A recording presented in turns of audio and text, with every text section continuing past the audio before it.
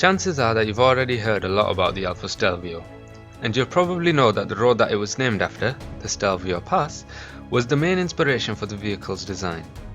But how does that translate into an SUV? And in case you didn't know, the Stelvio Pass is the second highest paved mountain pass in the Alps, and its 48 hairpin turns require the utmost respect in a car to match. It was in the 1990s that Sir Stirling Moss suffered a crash at the famous mountain pass, so the decision by Alfa to design a car based on the Stelvio Pass is a brave one. But the engineers have taken that challenge and they've actually done a pretty good job. The car has 50-50 weight distribution, which is beneficial for the driving dynamics, and there is also a lot of weight saving due to the carbon fibre drive shaft and the aluminium bonnet.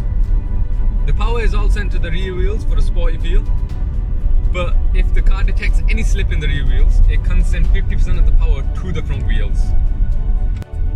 And the clever tricks don't stop there either, because the front wheels do not lean as they turn, so there's no camber in the wheels, which means the entire wheel stays flat and the car has maximum grip when needed.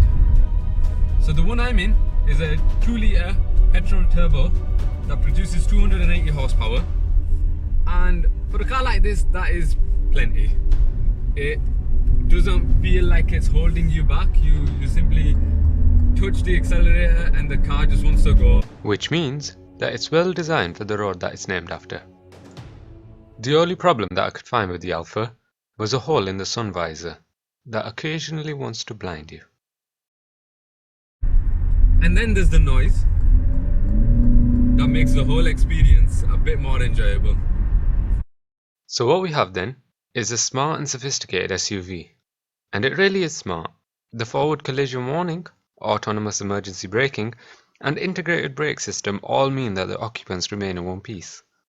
And then we have the steering.